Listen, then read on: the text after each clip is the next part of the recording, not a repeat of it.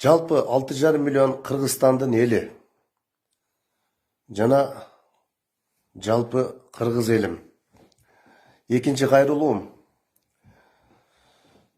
Азыр Садыр Жапаровду өткөрбөш үчүн керек болсо кум төрдөгү миллиондогон акчаны азыр ошол топторго каржылап жатат. Акылыбызга келели, Садыр Жапаровду угалы. Бир жылда өтө чоң өнүгүү болот, иншалла. Көрүп турасыңар. Жылыш болот. Мен мамлекеттик кызматта эч жерге креслода керек эмес, байлык бир. Мен кара жумуш кылып, дыйканчылык кылганым артыгыраак. Ошондой жеке ишкерлик кылып жүрөм. Мен мамлекеттен 1 сом албайм, налог төлөйм кайрачы.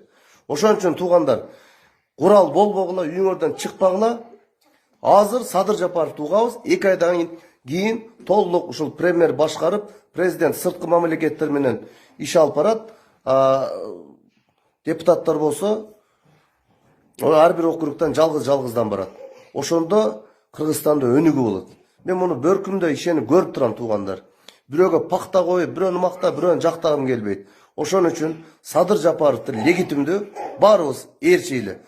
Кум төрдө миллиарддаган акчаны алтын ташылганын айтып чыккан жападан жалгыз Садыр Жапаров болгон.